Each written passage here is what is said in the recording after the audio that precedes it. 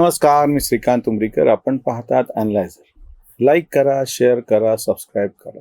अॅनलायझरचं app download करा. मोदी नावाचं नेतृत्व ही अशी गोष्ट होऊन बसलेली आहे. त्याचं काय करावं जसं विरोधकांना कळत नाही आणि कधी कधी समर्थकांनाही कळत नाही.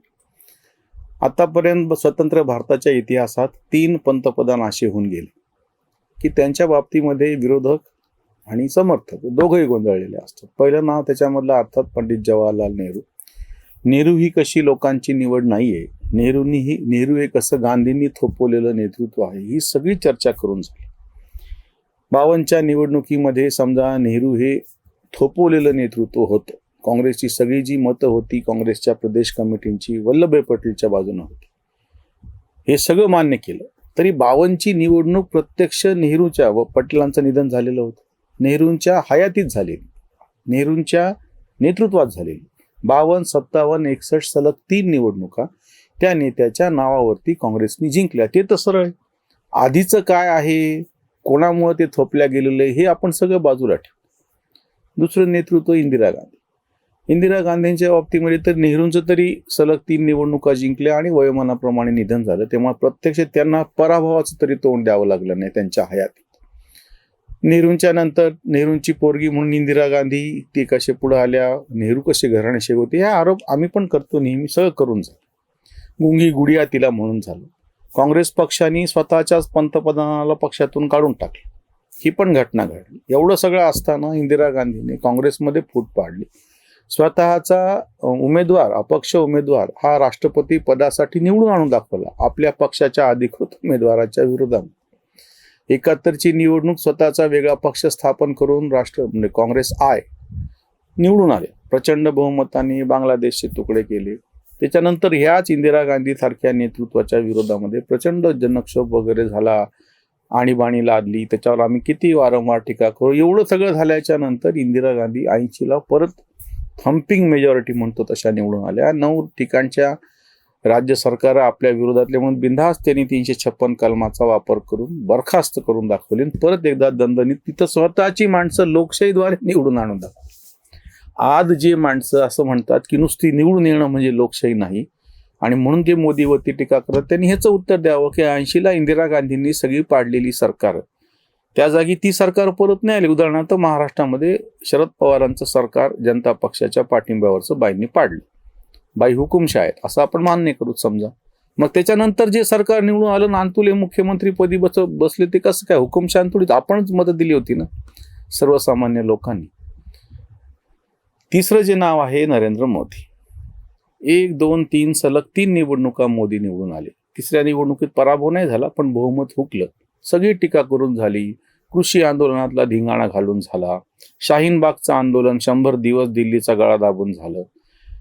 प्रचंड विरोधामधला सगळा जो काही आणि प्रत्यक्ष संसदेमध्ये कृषी कायदे मागे घेण्याची नामुष्की ओढवली आहे. आताच म्हणजे ताजं उदाहरण म्हणजे महिला नारी शक्ती अधिनियम, वंदन अधिनियम, ते त्याची पराभवाची नामुष्की झाली. एवढं केल्याच्या नंतर परत मोदी प्रत्यक्ष समोर आले आणि लोकांना त्यांनी संबोधित केलं. आम्ही आधीच तो व्हिडिओ केलेला होता की ह्याच्यामध्ये सगळ्यात फायदा मोदींना कसा येईल, मोदींनी सांगितलं पण होतं.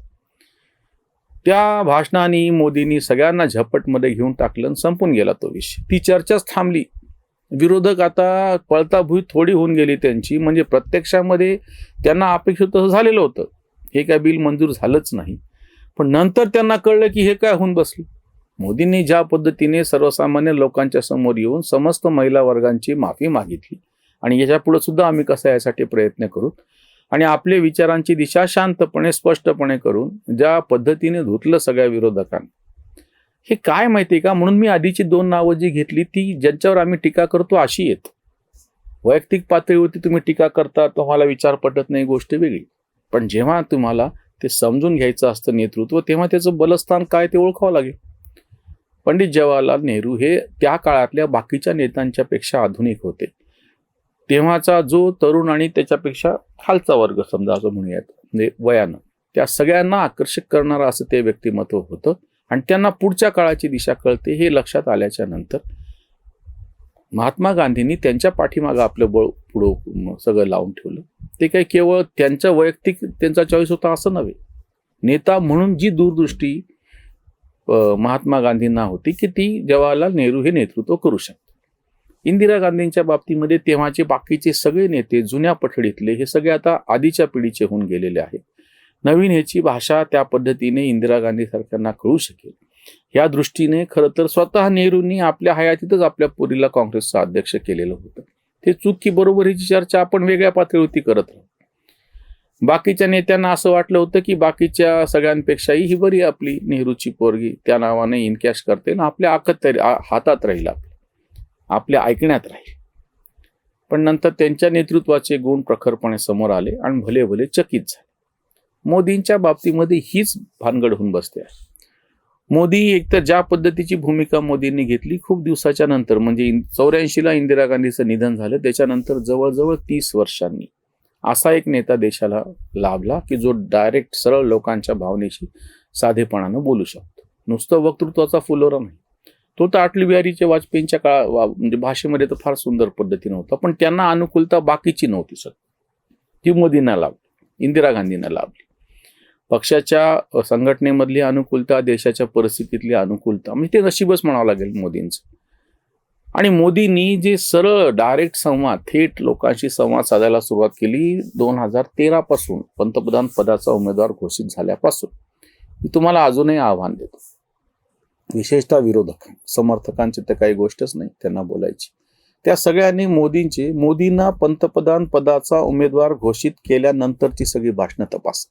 कुठली ती सार्वजनिक ठिकाणीची भाषणं तपासा, ती संसदेतली भाषणं तपासा, किंवा एखादा छोटा कार्यक्रम आहे तिथं संबोधत असतानाची तपासा, किंवा मोदींनी 2019च्या निवडणुकीच्या आधी ज्या मोठ्या प्रमाणामध्ये पत्रकार त्यांची मुलाखत घेतल्यासारखं आणि असं खुले कार्यक्रम असायचे. अक्षरशः हजारो लोक एखाद्या बंद ह्याच्यामध्ये स्टेडियमवरती, मैदानावरती बसलेले असायचे आणि तो मोदींच्या एका अर्थाने मुलाखती किंवा प्रश्न किंवा भाषणांचा लाईव्ह कार्यक्रम असायचा.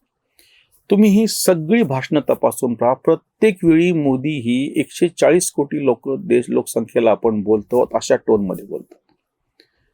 कायमस्वरूपी जो सर्वसामान्य नागरिक आहे त्याच्याशी आपण संवाद साधतो आहोत, ही भावना ते त्यांच्या ऐकणाऱ्यांच्या मनामध्ये निर्माण करतात. ज्यांना विरोध करायचा आहे त्यांच्याबद्दल बोलण्यात काही मतलबच नाही.